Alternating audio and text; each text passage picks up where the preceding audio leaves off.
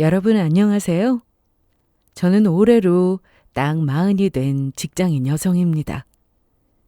누구나 앞자리가 바뀔 때쯤에는 여러 가지 생각이 많이 들 겁니다. 30대에서 이제 새로이 40대로 접어든다는 것 자체도 이제 마냥 어리지만은 않은 제 나이와 앞으로의 제 인생에 대한 고민이 들어서 더 그렇기도 하겠지만 그만큼 제 인생에 커다란 사건이 일어난 시기였기도 하거든요. 일단 제 소개를 먼저 하자면 저는 현재 외국계 기업의 한국지사에서 근무 중에 있습니다. 공부는 거의 외국에서 했어요. 초중 고등학교는 한국에서 다니고 졸업을 하기는 했지만 대학 학교 때부터 해외에 나가 유학 생활을 오래 했고 박사학위까지 그곳에서 마쳤습니다. 처음에는 연구직으로 직장 생활을 시작했다가 제 뜻대로 하고자 하는 바를 이루려면 좀 더 포괄적인 업무를 맡아 해야겠다는 생각이 들어 관리직으로 업무를 변경한 이후부터는 쭉 비슷한 일을 계속 해오고 있었고요. 책임자 직급까지 올라와서 일을 하고 있기에 제 나름대로는 전문직 여성으로서의 책임감을 가지고 사명감을 품은 채 업무에 임하고 있습니다. 외국에서 대학을 졸업하고 학위 취득까지 다 마쳤기 때문에 첫 직장 생활 역시 모교가 있는 지역의 회사에 입사를 하게 되었습니다. 그러니까 첫 직장 생활부터 외국 기업에서 근무하기 시작했던 거죠. 이쪽 업계도 제법 치열하다면 치열한 업계라서 연구직 자리 하나 따기도 쉽지 않은 편이고 그건 그 나라 입장에선 자국민이 아닌 해외 유학생인 제게는 더 어려운 일이기도 했습니다. 대학 다닐 때부터 모국에서 생활하지 않는 사람의 고충을 적지 않게 느껴왔기 때문에 제가 원하는 자리에 가기 위해서는 그 나라 학생들보다 더 많은 노력을 해야 한다는 건 이미 잘 알고 있었어요. 원래부터도 공부 욕심이 적지 않은 편이었고 내가 열심히 배운 만큼 사회에 나가서 그걸 잘 활용할 수 있는 적재적소의 자리에 가서 공부하는 것 마음껏 펼치며 살고 싶었습니다. 그런 욕심과 노력의 결과로 마침내 제가 원하던 자리를 따냈을 때는 정말 기뻤지만 그 기쁨도 그리 오래가지는 못했어요. 워낙 업무가 과중하기도 했고 업무 난이도도 결코 쉽지 않은 일을 그것도 제 모국어가 아닌 타국의 언어로 해야 하는 해외 직장 생활이었습니다. 처음 입사할 때부터 다부진 각오를 하고 들어갔음에도 불구하고 직장 생활은 결코 만만치 않았어요. 원하는 곳에 입사는 했다고 하지만 들어가기 힘든 직장인 것 이상으로 10년 이상 근속하는 직원들이 많지 않은 회사였습니다. 워낙 일의 강도도 높은 편이고 인사이동도 잦은 편이었고요. 한마디로 살아남기가 정글 같은 곳이었어요.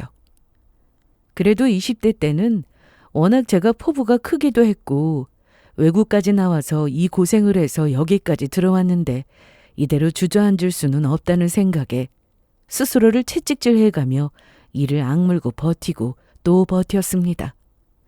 제 개인의 노력도 노력이지만 딸 자식 원하는 것 할 수 있게 해주려고 등골이 빠지도록 고생해서 저 뒷바라지 시켜주셨던 저희 부모님 생각을 하면 더더욱 게으름을 피울 수가 없었습니다.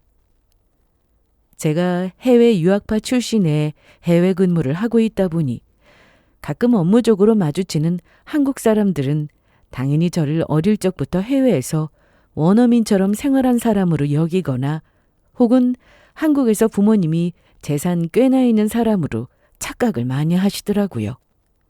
하지만 그런 건 전혀 아니었고요. 저희 집은 말 그대로 평범하디 평범한 중산층 가정이었습니다. 물론 부모님 두 분 모두 대학 졸업 후 지금에 이르기까지 쉬지 않고 열심히 성실히 일하셔서 가산을 일구셨습니다만 타고나기를 집안이 잘 산다던가 그런 집은 아니었고요. 저 나름대로 부모님의 경제적 부담을 덜어드리기 위해 받을 수 있는 장학금은 죄다 긁어다 받고 학부 시절에도 논문 지원 아르바이트 등 제 학업에 방해가 되지 않는 선에서 학비에 보탬이 되기 위해 나름대로 노력을 많이 했지만 그래도 저희 부모님의 전폭적인 지원이 없었더라면 이렇게 마음 놓고 외국을 나와서 공부하는 건 꿈도 꾸지 못했을 테죠. 그걸 생각하면 부모님한테는 평생 효도를 하고 또 해도 모자랄 판입니다. 제가 어릴 적부터 이 일을 하고 싶어 한다는 걸 아시고 적극적으로 지원해 주셨지만 그럼에도 딸 자식이 연고 하나 없는 이역만리 타국에 나가 홀로 생활할 걸 생각하며 항상 근심이 이만저만이 아니셨던 부모님이셨어요. 게다가 제가 또 외동딸이거든요. 자식이라고 하나 있는 거 곁에 두고 보지도 못하고 멀리 떠나보내셨을 부모님께서 많이 외로워하지는 않으셨을까. 외국에 나와 있으면서도 항상 그게 걱정이었습니다. 학교 다닐 때는 금전적인 이유 때문에, 그리고 그렇게 그토록 바라고 바라던 취업 이후에는 도무지 휴가를 낼 시간이 생기지 않아 한국에 들어가기가 여의치 않았고요. 그나마 조금 시간적인 여유가 있을 때는 돈이 문제더니 이제 내 힘으로 밥벌이하기 시작한 이후부터는 돈이 있어도 쓸 시간이 없더라고요. 사람이 참 모든 여건이 다 맞아떨어지기라는 게 쉽지 않은 것 같아요. 그나마 제게 위안을 주는 것이 있었다면 연차가 쌓임에 따라 차곡차곡 쌓여가는 제 연봉이었습니다. 버티기 힘든 직장이고 직장 내에서도 경쟁이 치열한 만큼 직원이 이룬 성과에 대한 보상은 확실히 주어지는 환경이었어요. 자연스럽게 매년 치열한 경쟁을 딛고 올라서는 제게 연봉 협상 때마다 만족할 만한 수준으로 연봉을 올릴 수 있었고요. 게다가 제가 하고 있는 직업 자체가 전문직이다 보니 같은 직장 내에서도 연차에 비해 연봉이 적지 않은 편이었습니다. 이렇게 커리어는 날로 달로 화려해졌으나 개인 사생활은 전혀 그렇지가 못했습니다. 대학 때 친하게 지냈던 친구들은 전 세계 각지로 뿔뿔이 흩어져서 한번 얼굴 보기도 쉽지 않았어요. 그곳에 있는 인맥이라고는 직장 생활하면서 만난 동료들 몇몇 정도가 전부였으니 늘 업무가 바쁜 그걸 차치하고서라도 개인적인 사생활은 단조로울 수밖에 없었습니다. 이게 사회초년생 때 정신없이 업무에 달려들 때는 잠잘 시간도 부족해서 못 느끼고 살았는데 이러한 생활에도 어느 정도 익숙해지고 또 관리직급으로 올라가 조금은 시간적인 여유가 나기 시작하니 참 마음이 허전하다는 생각이 자주 들기 시작했습니다. 아마 그래서였을 거예요. 제가 당시 다니고 있던 회사의 아시아 지부가 한국에 들어선다는 소문을 듣자마자 가장 빠르게 파견직 근무를 신청을 했던 이유는 말입니다. 그전까지는 한국에서는 직장 생활을 해본 적이 없으니 막연하게 한국에 돌아가는 것도 두렵게만 느껴졌는데 그 즈음에는 외롭다는 생각을 많이 하다 보니 내 소중한 사람들이 있는 고국에 돌아가고 싶다는 열망이 조금씩 커지고 있었거든요. 게다가 제가 이렇게 외국 나와서 10년이 넘게 학교 다니고 직장 다니는 동안 부모님께서도 참 나이를 많이 드셨더라고요. 자주 가지도 못하면서 한 번씩 한국 들어갈 때마다 부모님 머리에 흰머리가 늘어가고 얼굴에 주름 개수가 늘어가는 걸 보면 자식으로서 이것도 참 못할 짓이라는 생각도 많이 들더라고요. 제가 다른 형제들이나 있었더라면 이런 부모님에 대한 죄송스러운 마음이 덜했을 수도 있었을 텐데 저희 부모님 입장에서는 자식이라고는 저 하나뿐이잖아요. 딸내미 하고 싶은 꿈 실컷 펼치고 살라고 항상 응원만 해주시는 분들이시지만 곁에 자식들 두고 다복하게 살아가는 주변 지인분들 보면서 저희 부모님이라고 어떻게 아쉬운 마음이 들지 않으실 수가 있으시겠어요? 그리고 저 역시 나중에 더 크게 후회할 일 생기기 전에 저희 부모님 곁에서 좋은 시간 많이 만들고 싶다는 생각이 들었습니다. 해외에 나와 있는 친구들 중에 갑작스럽게 부모님에게 변고가 생긴 경우에도 당장 한국에 들어가기에 상황이 여의치 않거나 또 곧장 비행기표를 구해서 도착해도 비행시간이 짧지 않은 편이니 이미 마지막 인사를 할 기회를 놓치고 회한에 눈물을 흘리는 이들도 적지 않았어요. 이제는 저도 적지 않은 나이이다 보니 부모님들 나이 때는 더 그러할 것이고 주변에서 심심치 않게 들리는 그런 소리 들을 때마다 덜컥 겁이 나더라고요. 물론 저희 부모님 아직 건강하고 정정하시지만 사람 일이라는 건 또 모르는 일이니까요. 아무튼 이래저래 한국에 들어가고 싶은 핑곗거리만 잔뜩 쌓이고 있던 차에 접하게 된 희소식이었으니 저로서는 망설일 이유가 없었습니다. 그전까지는 저보고 한 번도 한국에 들어오는 말씀 안 하셨던 두 분 역시 제가 한국지사 파견직으로 귀국하게 되었다는 소식을 알리자 정말 뛸 듯이 기뻐하셨습니다.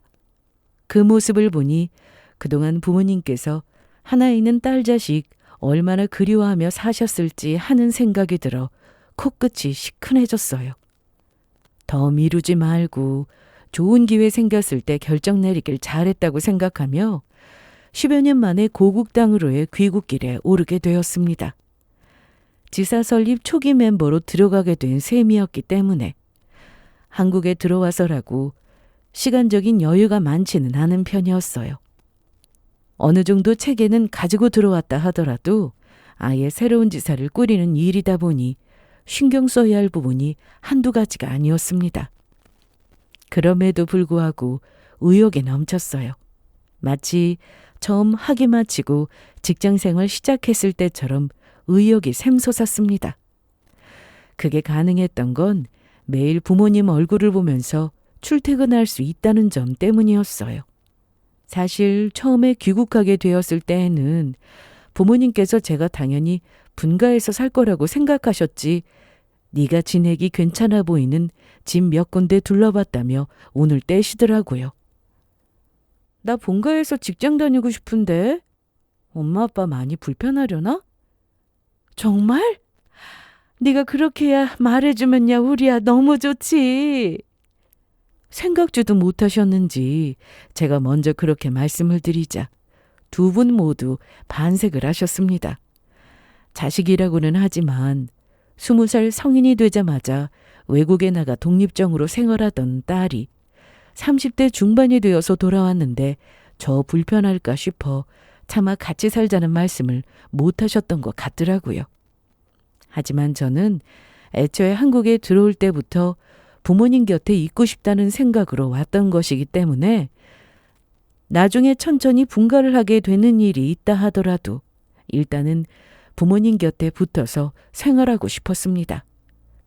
그렇게 엄마 아빠 집에서 출퇴근하니까 참 좋더라고요. 외국에서 혼자 살면서 일 바쁠 때는 내 끼니 챙기는 것도 짐스럽게 느껴졌는데 그동안 한국 음식 얼마나 먹고 싶었겠냐며 아빠며 엄마며 팔 걷어붙이고 다 큰 딸 자식에게 보양식 해다 바치기 바쁘셨습니다.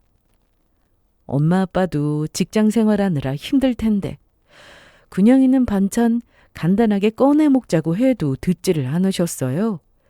부모님 입장에서는 평생 외국에 두고 그리워할 줄만 알았던 딸 자식이 부모 보고 싶다고 들어와 있으니 뭘 해줘도 더 해주고 싶으셨겠죠. 저 역시 부모님 고생스럽다고 말리기는 했지만 두 분이 그렇게 그간 다 전하지 못하셨던 사랑을 쏟아부어 주시는 게 쑥스럽지만 참 즐겁고 기뻤습니다. 이렇게 부모님 곁에서 생활하고 오랜만에 친근했던 지인들 얼굴 보고 지낼 수 있게 된 점은 참 좋았지만 세상 사라는 게 다 그렇듯 이렇게 좋은 일만 있는 걸 아니었어요. 우리 딸 이런 거 별로 안 좋아하는 거 아는데 요새 어디 모임만 나가면 하도 딸내미 좋은 사람 소개시켜 주겠다고 닥달들을 해서 말이지. 난처한 듯 제게 그리 말씀하시는 부모님 입장도 참 쉽지 않겠구나 생각했지만 사실 저는 결혼에는 그다지 뜻이 없는 편이었습니다. 일단 제가 하고 있는 일 자체가 업무 이외에 다른 것들에 크게 관심을 쏟을 수 있을 만큼 여유 있는 편도 아니었고요.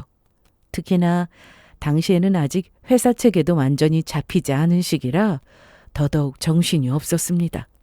물론 일과 가정생활 모두 똑부러지게 잘 이끌어 가시는 기혼 여성분들도 많다는 거 알고 있지만 저는 일 바쁠 때는 제 몸 하나 챙기는 것도 버거웠어요. 결혼이라니 저한테는 항상 남 얘기 같았습니다. 딱히 결혼에 대해 크게 거부감이 있거나 한 건 아니었지만 그렇다고 해서 남들 다 한다고 나도 꼭 결혼해서 애 낳고 살아야 한다는 생각은 해본 적 없었고요.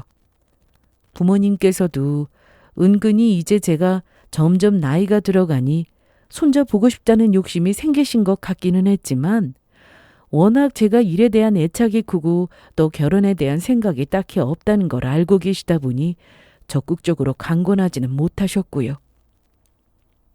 부모님뿐만 아니라 새로 만나게 된 인맥들도 틈만 나면 제게 남자를 들이대지 못해서 안달이었습니다.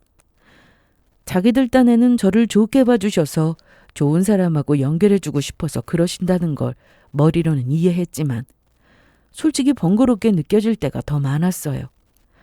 혼자서도 잘 지내고 있는데 굳이 누군가와 엮지 못해서 과하게 오지랖을 부린다는 생각이 들면 귀찮다는 생각이 들기도 했고요. 그래서 그런 소개 제안은 항상 정중하게 거절을 했습니다. 사실 지금껏 벌어놓은 돈도 적지 않은 편이었고요. 한국에서 책임직을 맡아 지사로 넘어오면서 더 높은 연봉을 약속받았거든요. 혼자서도 은퇴 후 노후까지 여유롭게 지낼 수 있는 상황이 보장된 거나 마찬가지였으니 더 그랬는지도 모르겠어요. 그러던 제가 갑작스럽게 결혼한다는 소리를 했으니 저희 부모님은 물론이거니와 지인들도 깜짝 놀랄 수밖에 없었을 겁니다. 사실 저는 선이나 중매 같은 인위적인 만남은 질색을 하는 편이었기에 정말 운명적인 상대가 나타나면 연애 결혼을 하면 또 몰라도 속에는 들어오는 족족 거절하고 있었거든요. 부모님이나 지인들 입장에서는 항상 단호하게 거절만 하는 제 모습을 보다 보니 제 옆자리에 누군가가 있는 것 자체가 놀랍게 느껴졌을 겁니다. 결혼할 사람이라고 남편을 소개했을 때 반응은 더했어요. 사실 제 남편이 저처럼 전문직에 종사하거나 연봉이 높거나 그런 사람은 아니었거든요. 처음에 소개할 때 평범하게 그지없는 남편을 보고 지인 중 일부는 혹시 남편 집안이 잘 사는 거 아니냐고 쑥덕댈 정도로 정말 평범한 사람이었습니다. 보통은 다들 끼리끼리라고 비슷한 경제 능력과 집안 환경을 가진 사람들끼리 만나기 마련이니 그렇게 생각하는 것도 꼭 무리는 아니었겠죠. 항상 일한다고 바쁜 제가 따로 남자를 만나려고 해서 이어진 인연은 아니었고 자연스럽게 일하다 보니 만나게 된 남편이었습니다. 제가 근무하는 지사에 사무용품을 납품하는 회사의 담당 직원이었어요. 사실 이런 일은 경영지원팀 쪽에서 주로 맡는 일인데 아직은 직원도 채용 중인 상태였고 업무 분장이 확실히 되지 않던 상태이다 보니 전반적으로 책임을 맡고 있던 제가 평소에 하지 않던 자잘한 업무 지원 일까지 손을 뻗게 된 거였습니다. 그러니 평소 같았으면 만날 일이 없는 인연인 건 맞았어요. 하지만 사람 인연이라는 게 꼭 그렇게 예상 경로대로만 벌어지는 건 아니더라고요. 처음 물품 납품하면서 저 봤을 때부터 허둥지둥 긴장감을 감추지 못하던 남편이었기에 제게 처음부터 호감을 가지고 있다는 건 눈치채지 못한 건 아니었습니다만 그렇다고 저 남자가 저렇게 패기 있게 제게 들이댈 줄 그것까진 예상 못했어요. 퇴근길에 머리부터 발끝까지 쫙 빼입고 나와서 장미 꽃다발까지 들고 서서 저 기다리는 거 보고 정말이지 기절초풍할 뻔했습니다. 처음 보는 순간부터 한눈에 반했다며 한 번만이라도 자기한테 기회를 달라면서 긴장해서 더듬대며 꽃다발 내미는 모습에 솔직히 좀 어처구니가 없기도 했습니다. 평소 같으면 정중하게 거절했을 걸 차 한 잔 같이 마셔줬던 건 그렇게 앞뒤 죄지 않고 마음에 든다며 저돌적으로 달려들던 모습이 참 무모하게 느껴지기도 했지만 그만큼 순수해 보이기도 했기 때문일 거예요. 사실 제 나이가 적지 않은데 일적으로 만난 사람들 중에서도 호감을 표시하는 사람이 없는 건 아니었습니다. 보통은 저와 비슷한 일을 하고 있는 전문직 남성들이 대부분이었고 당연하겠지만 그들 스스로도 자신들이 잘난 사람이라는 걸 아주 잘 인지하고 있는 소위 결혼시장에서 1등 신랑감으로 대접받는 사람들이었죠. 그런 사람들이 세련되고 행동에 여유가 있기는 하지만 그만큼 내일이 없다는 듯이 상대 여성에게 열정을 가지고 적극적으로 다가오는 경우는 또 드물기도 하고요. 20대 초반에나 봤던 열렬한 구애를 이 나이에 받다 보니 새삼스럽게 느껴지기도 했던 것 같아요. 그 사람 스펙이나 조건이 저하고 비할 바가 아니라는 건 처음부터 모르는 것은 아니었습니다. 애초부터 그 사람 다니는 회사는 저희 회사의 하청 중에서도 하청이었고 그 하청 회사에서도 간부직에 있는 사람도 아니라 일반 영업관리직 사무직원이었으니까요. 대학 졸업하고 취업하기까지 기간도 꽤 걸린 모양인지 그 사람 나이치고도 직급이 그렇게 높은 편도 아니었고요. 저보다 2살이 어린 그 사람 역시 30대 중반에 접어들고 있었지만 아직 사회생활 경험이 그렇게 많은 편은 아니다 보니 저런 순수함이 남아있는 걸까 하는 생각이 들기도 했습니다. 이러한 사정을 듣고 나서는 저희 부모님도 그렇고 제 지인들도 그렇고 처음에는 우려의 뜻을 표하셨습니다. 아니, 물론 네가 워낙 똑부러지니 사람 잘 보고 선택했겠지만 그래도 사람 환경이라는 게 무시할 수 있는 게 아니잖아. 비슷하게 버는 사람들끼리도 만나서 살다 보면 이것저것 손해보지 않으려 다투게 되는 게 결혼 생활인데 결혼할 때부터 부부 사이에 수익 격차가 그렇게 심하면 갈등이 생기지 않으려 해도 그럴 수가 있겠어? 너나 네 안목을 의심해서 이런 소리 하는 게 아니야. 결혼이라는 게 2사람만 만나서 어디 외딴 섬에서 사는 것도 아니고 결혼하다 보면 자연히 딸린 시댁 식구들도 있을 것이고 남편 사랑 괜찮은 거야. 둘째 치더라도. 어디 그 주변 사람들까지 다 그렇겠냐고. 새 식구 된 사람 벌이가 그렇게 좋다고 하면 괜히 엄한 인간들 욕심내기도 쉬운 법인데. 사실 그들이 했던 걱정들은 다 그럴 만한 이유가 있기는 했어요.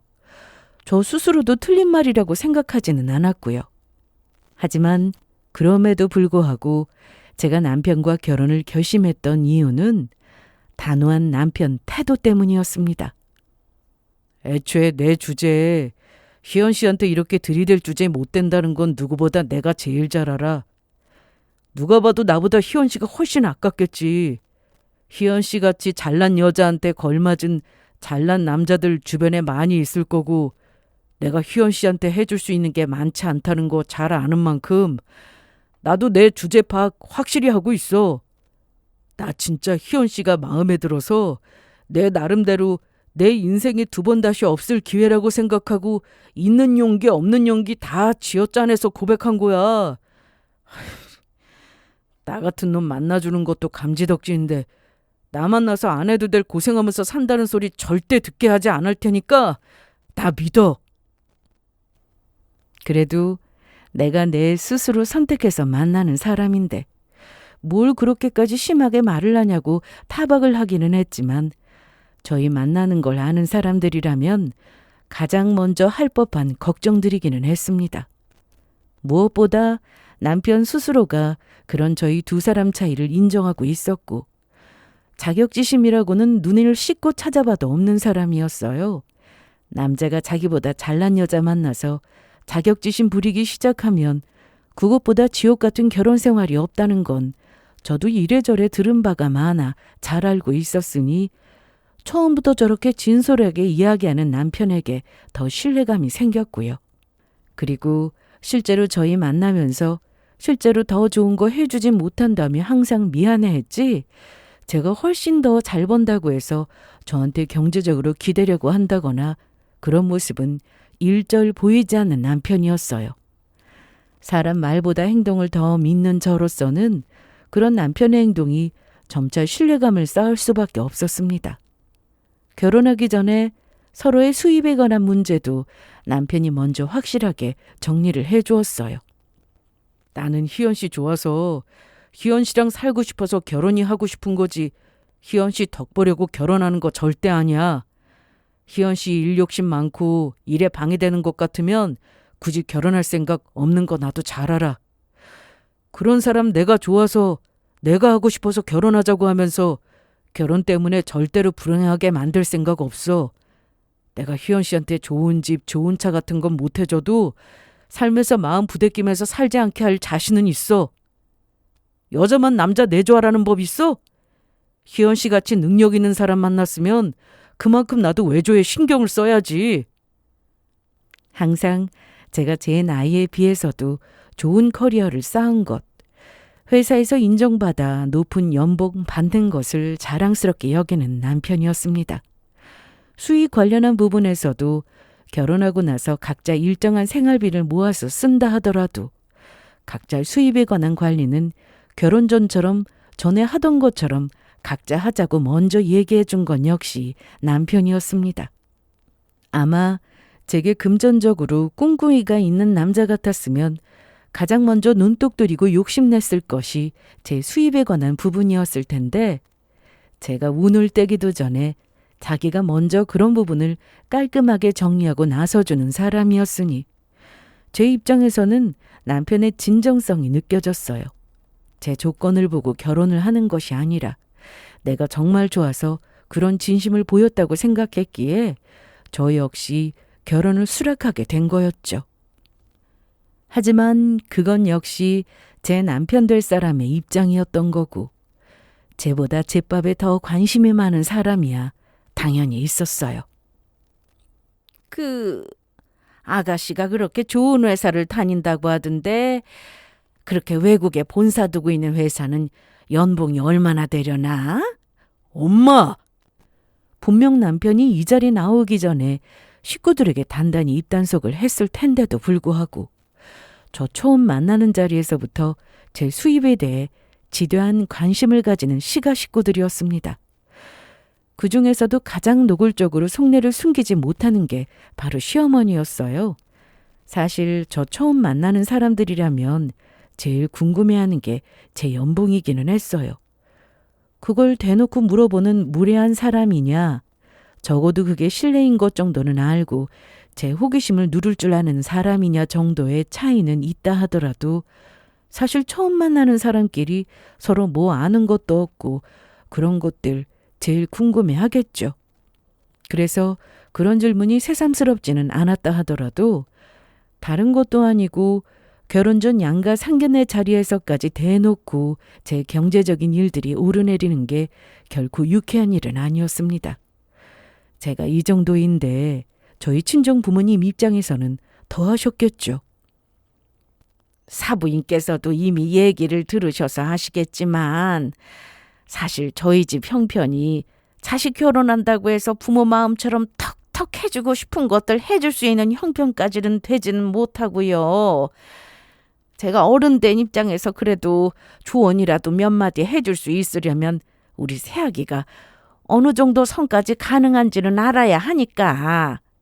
그래서 연봉 좀 물어봤다가 우리 아들이 요새는 그런 거 함부로 묻고 그런 거 아니라고 얼마나 타박을 하든지. 이제 희연이도 우리 식구인데 식구끼리 그런 거 전혀 모르고 지내는 것도 참 이상한 일 아니겠습니까, 사돈. 사실 그 전에 남편이랑 둘이서 시가 식구들 만났을 때도 몇 번 저 얘기가 나왔는데 저 그냥 웃으면서 입 꾹 다물고 있었거든요. 사실 뭐 말하려고 하면 꼭 얘기 못할 건 아니기는 합니다만 그래도 사람이 누울 자리 보고 다리 뻗는다고 며느리 될 사람 처음 보는 자리에서부터 저렇게 돈돈하는데 저 정말로 자기 아들 몇 배는 버는 걸 알게 되면 어떻게 나올지 불보듯 뻔했어요. 제가 아는 걸 제 남편이라고 모를 리는 없었고요. 제 모친이 절이 나올 때마다 남편은 제게 어쩔 줄 모르며 사과했습니다. 과하다 싶을 정도로 어쩔 줄 몰라 하는 남편 모습 보면 자기가 단속을 한다고 했는데도 절이 된 걸 저 사람만 잡을 수도 없지 싶어 속을 삭혔습니다. 부모님은 당연히 걱정하셨고요. 좋은 일 앞두고 이런 소리 듣기 싫겠지만 그래도 나중에 번잡한 일 생기지 않으려면 네가 중심을 잘 잡아야겠더라.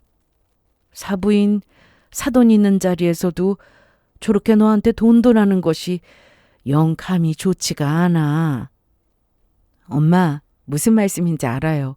그래도 그 사람이 제 모친 그렇게 나올 때마다 자기가 먼저 나서서 입 막고 미안해서 어쩔 줄 모르는데, 그리고 그 사람 아니라고 해도 내가 마냥 당하고 있을 사람도 아니잖아. 너무 걱정하지 마, 엄마. 저희 친정 부모님 걱정은 타당했고 괜한 근심 안겨드려 죄송스러웠어요. 하지만 제가 마냥 그 꼴을 당할 사람이 아니라는 건 진심이었어요. 시가에서 아무리 저한테 돈을 바라는 거 많아봤자 제가 안 내놓으면 어쩌겠어요. 당장 내 남편부터가 내 덕 보겠다고 결혼하는 게 아니라고 태도 똑바로 하겠다는데 내 남편도 아닌 사람들한테 호구 노릇할 생각 없었습니다. 그러니까 애초에 이 결혼은 남편 하나 보고 한 결혼이었어요. 시가 식구들한테는 크게 기대치랄 것도 없이 시작한 결혼이었습니다. 여전히 저희 친정 부모님의 우려가 없진 않았으나 볼 때마다 저와 제 친정 부모 눈살 찌푸리게 하는 제 모친 무례한 행동에 대해 납작 엎드려 사과하는 남편이었습니다. 중간에서 다시 이런 일 없을 거라며 쩔쩔매는 사위 얼굴 봐서 허락한 결혼이나 마찬가지였죠. 처음부터 시가랑 가깝게 지낼 생각은 없었습니다. 요새는 말뿐이 아니라 며느리 정말 딸처럼 여기고 잘 지내는 시가도 많다던데 저쪽이 그렇지 못하다는 걸 뻔히 알면서 굽힐 생각도 없었고요. 가뜩이나 회사 일 바빠 그럴 마음이 있었대도 자주 보진 못했을 거예요. 그래도 바쁜 업무 중에 수시로 전화와서 집에 어디가 낡아서 보수를 해야 하네. 아들 장가 잘 보냈다고 친척들이 마을 잔치라도 해야지 한다는데 들으나 마나 한 돈 좀 내놓으라는 심호 전화를 받을 때마다 상냥하게 아드님이랑 직접 상의하시라는 말을 반복했습니다. 어른들 입장에서는 제 태도가 뻣뻣하다고 생각하실지 모르겠으나 사전에 쓸데없는 여지를 차단하려면 그게 최선이라 생각했어요. 어차피 저런 사람들 잘해준다고 퍼져봤자 더 바라기만 하지 해준다고 고마워할 사람들도 못 되고요. 그러니 결혼한 지 얼마 되지도 않아 시가 식구들이 생애 처음으로 아파트로 이사 간다는 소리를 들었을 때도 그러려니 했습니다. 애초에 그 집에 받은 것도 없고 저도 그 집에 뭐 해줄 생각도 없었고요. 예전부터 그렇게 전화해서 집을 고쳐야 하느니 마느니 한 게 저한테 뭐 좀 뜯어내려는 헛소리인 줄 알았는데 정말로 집에 불만이 있긴 있었구나 싶기는 했어요. 너희 신혼집은 겨우 2사람 살면서 평수가 아주 대골 같구나. 솔직히 좀 아깝지 않니? 너 일한다고 바빠서 겨우 들어와서 잠이나 자고 나간다면서 좋은 게 있어도 그걸 잘 누리는 사람이 있어야 낭비가 아닌 거지. 우리 신혼집 같은 좋은 집 욕심난다는 속내를 감추지도 못하는 시어머니 보면서 솔직히 한심스러웠거든요. 같은 부모라도 저희 친정 부모님은 딸 시집 가는데 더 좋은 거 못 해준 걸 미안해 하시던데 사실상 재산 좀 있는 며느리한테 몸만 들어온 거나 마찬가지인 말 그대로 저랑 결혼해서 팔자 피게 된 아들 처지를 부러워해서 며느리한테 바라는 것만 많은 시모라니. 원래도 이 집 시집 왔다고 집까지 해다 바치는 어리석은 짓 할 생각 없었으나 그런 생각이 있었다 한들 대놓고 물주 취급하는 남편 모친한테 집 해줄 의무도 그럴 생각조차 없었던 저였죠. 그러니 어디 이사를 간다더라. 우리도 아파트에 다 살게 되었다고 신이 나도 그저 그렇구나 남 얘기처럼 들었어요.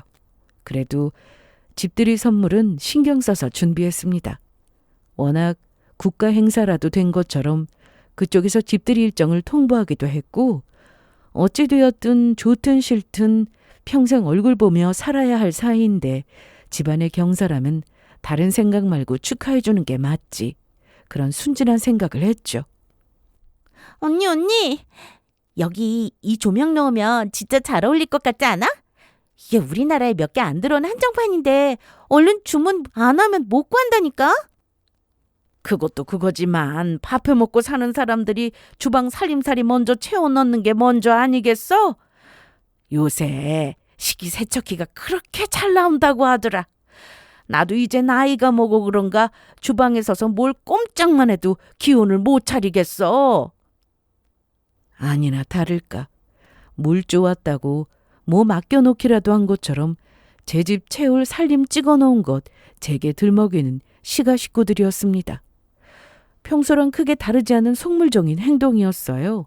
저런다고 해서 제가 호구처럼 뜯어먹혀준 역사가 없는데 그런데도 포기할 줄 모르고 여전히 제게 바라는 것만 많은 꼴이 없는 정도 더 떨어지게 만들었습니다.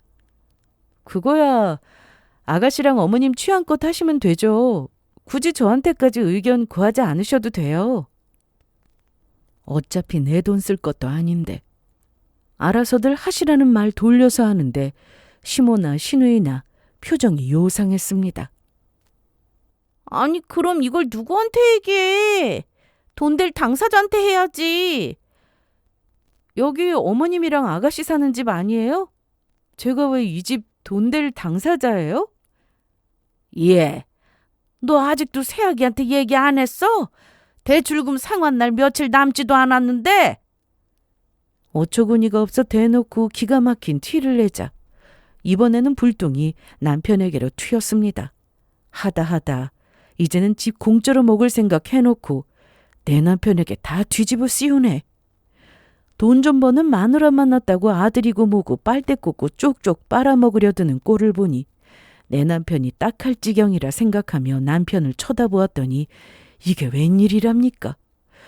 평소 같았으면 우리 희연이 앞에서 창피하게 돈 얘기 좀 그만하라고 벌써 소리를 쳐도 진작 쳤을 남편이라는 인간이 술구머니 제 시선을 피하는 겁니다.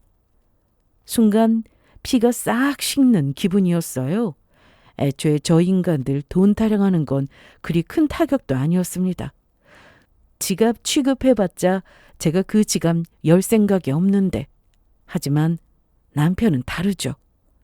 애초에 내가 저 어처구니 없는 인간들이랑 엮인 게 다 누구 때문인데 나 하나만 보고 살겠다고 모자란 자기랑 결혼했다고 나 상하게 만드는 일 없겠다고 피를 토하듯 맹세하던 바로 저놈 때문이었는데 생각지도 못했던 순간에 이 자리에서 유일하게 신뢰하고 있던 남편이라는 인간에 대한 배신감에 어찌할 바를 몰랐습니다.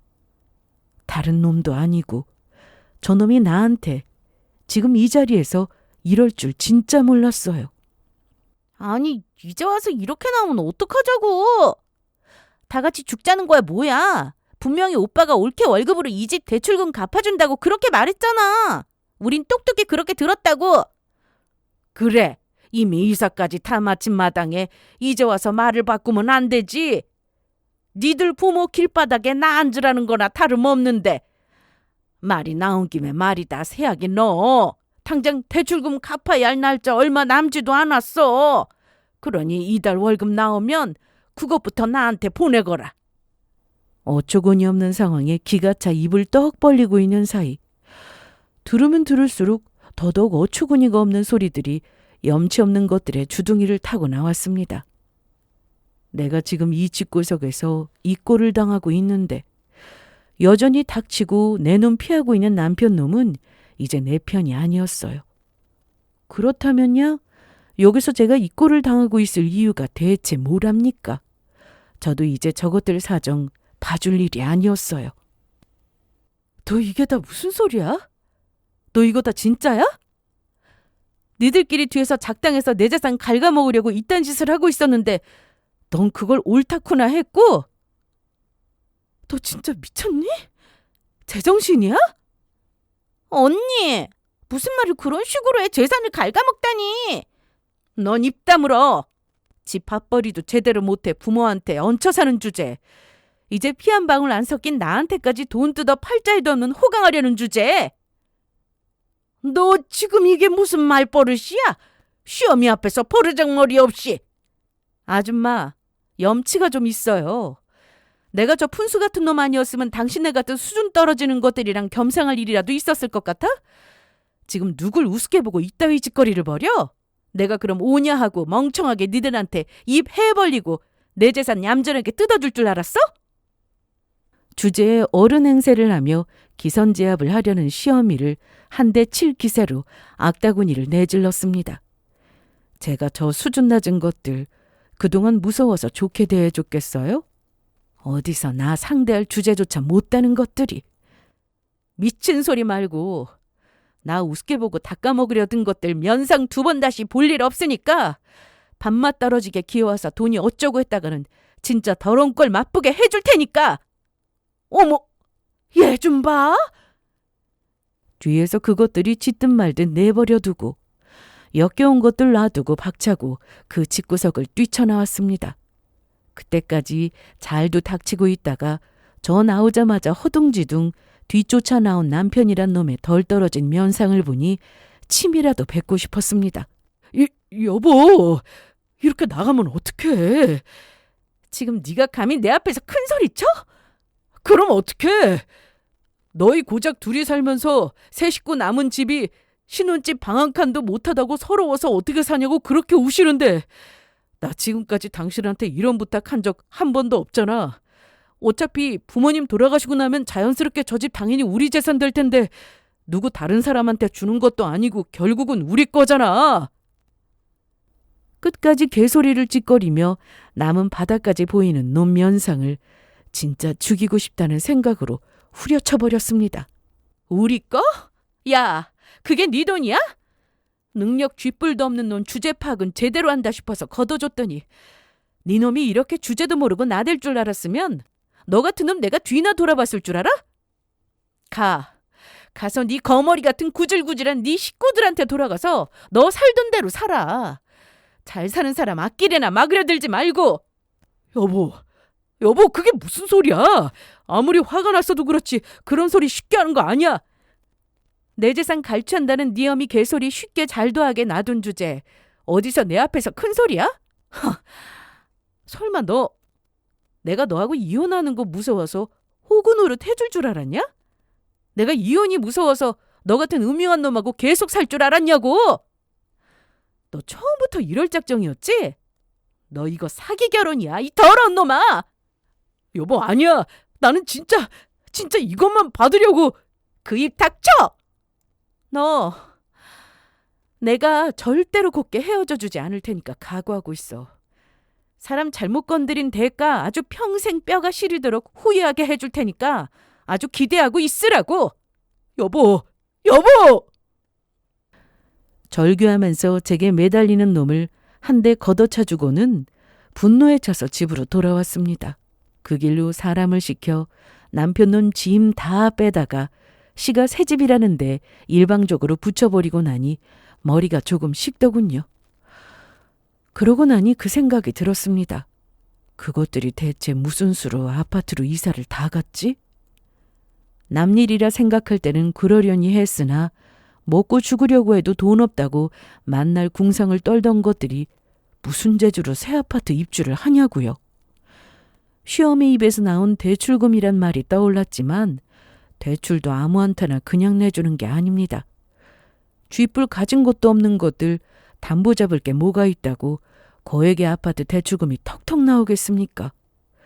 그렇게 걷잡을 수 없는 의심으로 시작하여 그들이 뒤에서 그간 무슨 작당을 해왔는지 탈탈 털어보았습니다. 그리고 알게 되었죠. 그들이 대출에 담보로 잡은 것이 제 소유 부동산을 걸고 넘어졌다는 걸 말이죠. 제 인맥을 총동원해 법조계와 금융권 지인들에게 자문을 구했다가 이 사실을 알게 되었어요. 맹세코 남편놈에게 제 재산에 대한 어떤 권한도 넘겨준 적이 없었으니 놈은 분명 문서에까지 불법적으로 손을 댔을 겁니다. 그리고 그러한 의심은 놈이 직접 담보대출을 받으려고 방문한 은행 CCTV에서 제 동의 없이 작성된 보증 서류를 제출하는 꼴을 확인하면서 사실로 확인되었습니다. 서류 위조에 당사자 동의 없이 인감까지 몰래 빼내 제멋대로 도장까지 찍었죠. 대출 대리 접수는 또 어떻습니까? 이보다 더 확실하게 남편이라는 놈을 금융범죄로 넘길 수 있는 증거가 없었습니다. 고작 이혼 소송장이라 받게 될 줄 알았다가 경찰 수사가 시작되었다고 소환 명령을 받자 그 집구석은 그야말로 풍비박산이 났습니다. 온 식구들이 경악해 제 회사 앞으로 무작정 쳐들어왔으나 방문 의사가 없음을 제게 확인하고는 보안이 철저한 회사 건물 근처에도 머물 수 없었어요. 신혼집 역시 남편놈 방문을 바로 막아놔서 들어오지도 못하고 결국 저희 친정 부모님 앞에까지 염치 없이 기어왔다가 욕이란 욕은 다 먹고 뺨까지 맞고 문전박대당한 남편놈이었습니다. 내가 너 처음부터 마음에 안 들었어. 능력이라고는 쥐뿔도 없는 무능한 놈이 감히 내 귀한 내 딸 인생에 기생하려고 들어? 내가 우리 희연이를 어떻게 키웠는데? 머리터 다 뽑을 기세로 달려드는 친정 부모님께 기겁을 한 이후로는 매나 더 벌었지 내가 저들을 용서하지 않으리라는 걸 깨닫고 공포에 질린 인간들이었습니다. 내 동의 없는 담보대출 알자마자 은행에 알려 정지를 시켰고 대출 승인이 취소되었습니다. 은행 입장에서도 금융범죄로까지 작정하고 제가 대대적인 소송을 벌인 걸 알고 책임을 피하기 위해 자신들도 속았다는 입장을 분명히 했습니다. 제 입장에서는 그 역시 괘씸했으나 어쨌든 은행권에서 제 편을 들어준 거나 마찬가지니 저것들을 응징하는 데에는 도움이 되었죠. 여보 살려줘. 이러다가 진짜로 우리 식구들 다 죽어. 어차피 네 이름으로 받은 대출도 다 취소됐잖아. 그거 갚겠다고 평생 상상도 못했던 사채까지 썼다고. 이만하면 네 분 풀릴 만도 하잖아. 분이 풀려? 웃기고 자빠졌네. 니들처럼 질 떨어진 것들 때문에 이렇게 지저분한 일에 엮인 것 자체가 나한테는 수치야. 가진 게 없으면 열심히 일을 할 생각을 했어야지. 그걸 또 사채를 써? 누가 당신더러 사채 쓰라고 시켰어? 어디서 억울한 척이야? 주제껏 살았으면 이럴 일이 왜 생겼겠어. 다 니들이 자초한 일이야. 그런 주제에 잘난 사람한테 기생해서 피나 빨려들어? 버러지 같은 것들. 기생충 같은 것들. 내가 겨우 너 같은 거지들 먹여 살리겠다고 그렇게 열심히 산 줄 알아? 감히 남의 인생 갉아서 호강하려던 주제도 모르는 것들. 저지른 죄의 대가 치르는 거니까 평생 반성하면서 살아. 여보 제발. 평생 겪을 일 없던 더러운 꼴 보게 만들었던 그놈은 이제는 전 남편이 되었습니다. 혐의도 보통 혐의가 아니잖아요. 이혼 소송은 생각보다 수월했습니다.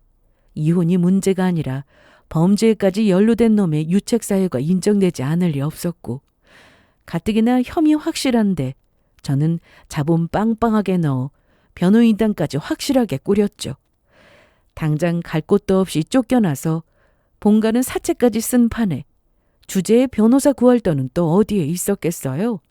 자기 죽는다고 울며 불며 우는 놈 보란 듯 비웃어가며 소송기간 내내 놈 피를 말렸고 있는 거 없는 거 싹싹 다 긁어서 이혼했어요. 예견된 일이지만 애초에 없던 돈 사채 썼다고 생길 리 만무하니 눈덩이처럼 불어나는 사채 빚에 깔려 시가 인간들은 기어이 패가망신을 했습니다. 거기다 사문서 위조 등의 경범죄로 빨간 줄까지 그였으니 가뜩이나 백수인 신우이란 것은 이제 어디 가서 취직 한 번을 못하게 생겼네요. 전 남편이 기어이 회사까지 그만두게 된 것은 좀 나중에 듣게 되었습니다. 저희 결혼 무렵 드디어 만날 밖에서 그러던 영업일 벗어나 회계팀 같다고 그리 좋아하더니 다른 것도 아니고 금융범죄에 얽힌 놈을 어느 회사에서 미쳤다고 회사 돈 만지게 하겠습니까? 일부러 관두라고 지방 뺑뺑이 몇 번 돌던 거 이제 믿을 구석도 없으니 악자까지 버티다 결국에는 회사 압력으로 그 자리마저 잃게 되었죠. 적어도 이 나라에서 저 인간이 옳은 일자리를 구하게 될 일은 없을 테니 남 인생 갉아먹고 기만하려다 제 인생 제대로 망가진 셈이죠. 저는 깔끔하게 이혼하고 저희 부모님 댁으로 들어갔습니다. 되갚아줄 수 있는 최대한 되갚아줬다고는 하나 험한 일 겪은 딸 보는 부모님 걱정이 크셨을 텐데 저는 부모님이 곁에 계셔서 이 혼란한 시기도 무탈하게 잘 넘길 수 있었습니다. 이제는 회사 체계도 어느 정도 정돈이 되어서 시간적인 여유도 좀 생겼어요. 부모님 모시고 가까운 해외에 여행도 다녀오고 예전에 못 누리고 지내던 여가도 즐기며 마음의 안정을 찾았습니다. 여전히 일이 좋은 저는 제 능력이 허락하는 한 열심히 일하겠지만 이제는 부모님하고 좋은 추억도 많이 쌓고 좀 편하게 지내려고요. 제 사연은 여기까지입니다. 긴 사연 함께 해주셔서 감사드립니다.